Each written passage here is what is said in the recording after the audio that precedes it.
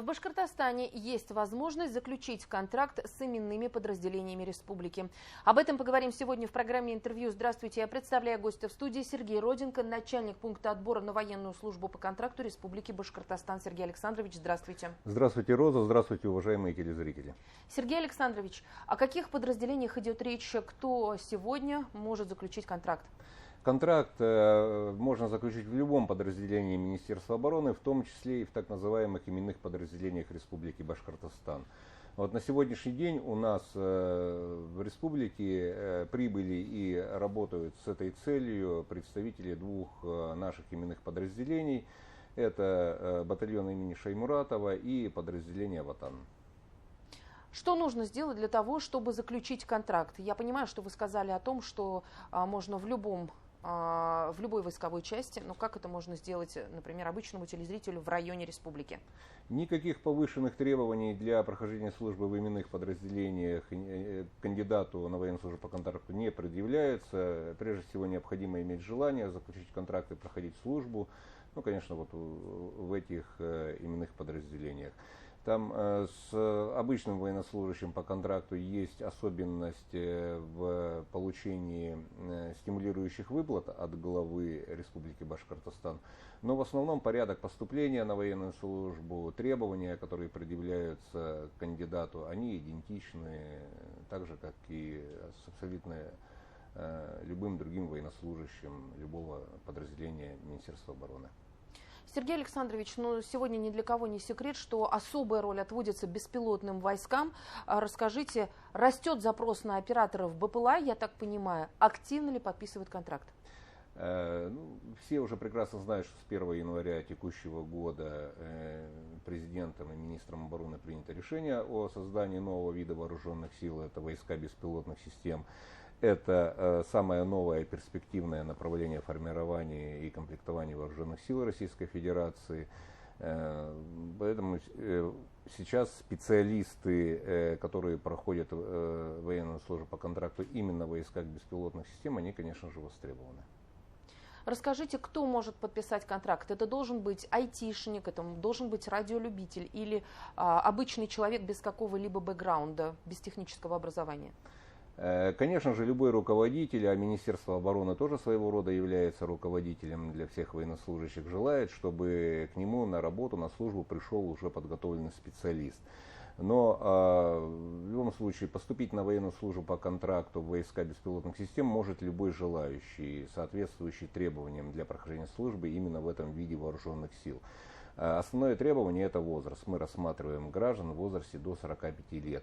Подготовка, конечно же, она желательна, но в любом случае Министерство обороны берет на себя ответственность подготовить специалиста в одном из учебных центров Министерства обороны.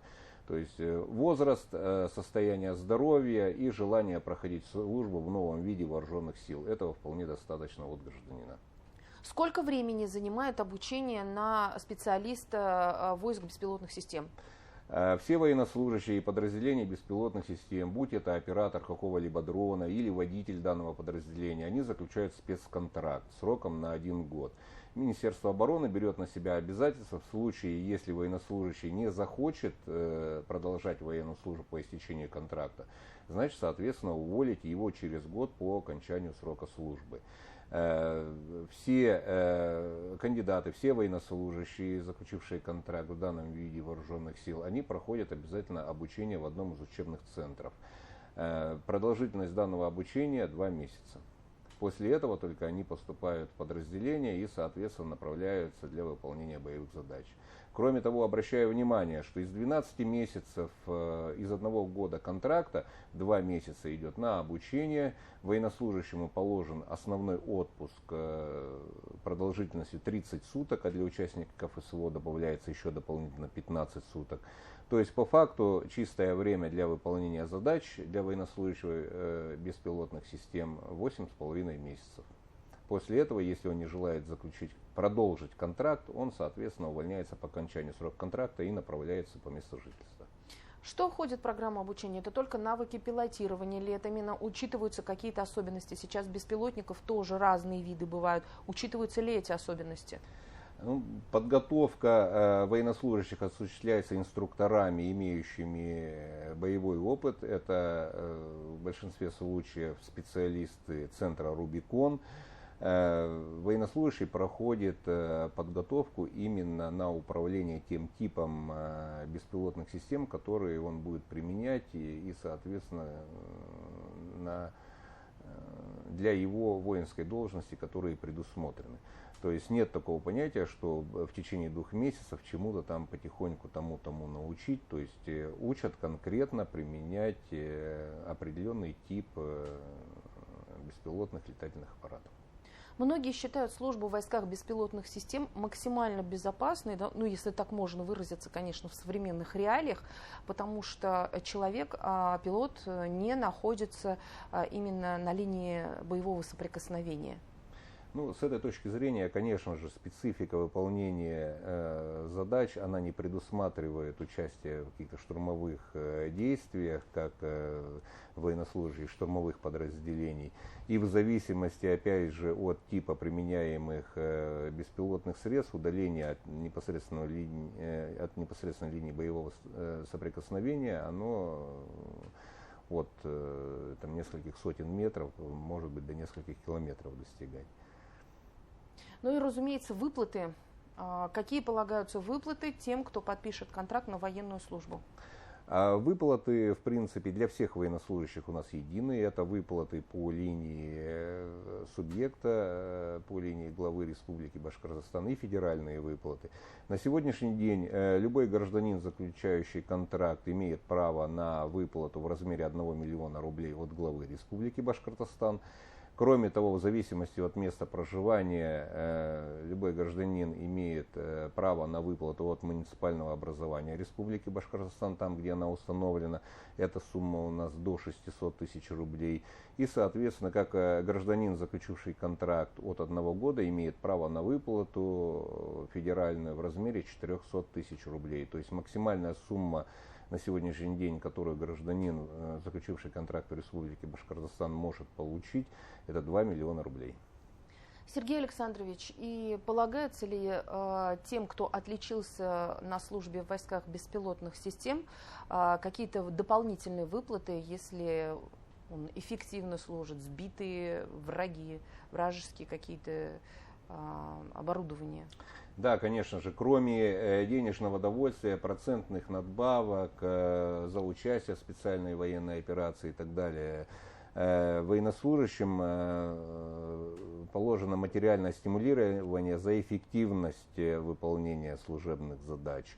И, соответственно, в зависимости от типа вооружения либо военной техники противника, которая уничтожена была оператором беспилотных систем, ему положены выплаты, опять же, в зависимости от типа вооружения, это от 50 до 500 тысяч рублей за единицу.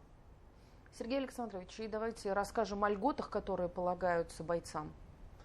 Ну, льготы, конечно же, полагаются не только бойцам, но и членам их семей и их детям. То есть льготы, опять же, бывают региональные, установленные решением главы Республики Башкортостан. Это льготы по обеспечению горячего питания школьников, по предоставлению услуг молочной кухни, по преимущественному право поступления в дошкольное учреждение для детей участника СВО, санаторно-курортное обеспечение. Но эти все льготы, их несколько десятков, они в свободном доступе, конечно же, есть, я не буду все перечислять. Так и федеральные льготы. Федеральные льготы, прежде всего, это, конечно же, статус участника специальной военной операции, который дает пожизненные гарантии гражданину по льготам, которые устанавливает для него государство. Кроме того, есть ряд льгот, в том числе и по налогообложению, по предоставлению жилья, по обучению. То есть все эти льготы есть в свободном доступе, любой желающий может с ними ознакомиться. Причем студент, который подписал контракт на службу в войсках беспилотных систем, я правильно понимаю, может рассчитывать на академ-отпуск, а затем уже может вернуться на учебу, и причем уже на бюджетной основе, даже если учился на коммерции. он не то что может рассчитывать, он имеет право, заключив контракт, ему будет предоставлен академический отпуск. Кроме того, по увольнении с военнослужащего по контракту он имеет право быть, естественно, восстановленный в высшем учебном заведении. И, соответственно, если до этого он обучался на коммерческой основе, то у него опять же есть право, а у учебного заведения обязательство продолжить обучение данного студента на бюджете. Итак, Сергей Александрович, еще раз напомним нашим телезрителям, что нужно сделать для того, чтобы подписать контракт, какие требования, вкратце. Требования: гражданин должен соответствовать требованиям для поступления на военную службу по контракту. Это прежде всего по состоянию здоровья, по возрасту, соответственно, иметь желание заключить контракт. И обращаться необходимо либо в военный комиссариат по месту жительства, либо в администрации муниципальных образований Республики Башкортостан, либо можно напрямую на пункт отбора на военную службу по контракту.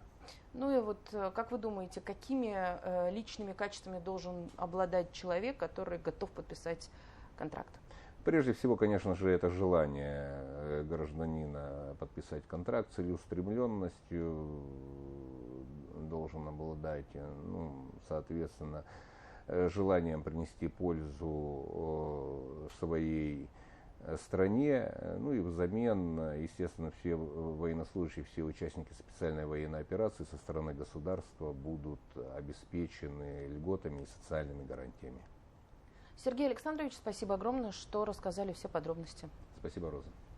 Это была программа интервью. На наши вопросы ответил Сергей Роденко. Это начальник пункта отбора на военную службу по контракту Республики Башкортостан. Я Роза Хабибуллина. Спасибо, что были с нами.